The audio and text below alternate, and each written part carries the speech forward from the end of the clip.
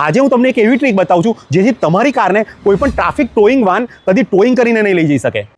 ઘણીવાર તમે તમારી કાર રોડની સાઈડમાં કોઈને અડચણરૂપ ના પહોંચે કે નો પાર્કિંગ ઝોન ના હોય ત્યાં સેફલી પાર્ક કરીને જાઓ છો અને પાછળથી ટ્રાફિકની ટોઈંગ વાન આવી તમારી કારને ટોઈંગ કરી રફુ ચક્કર થઈ જાય છે.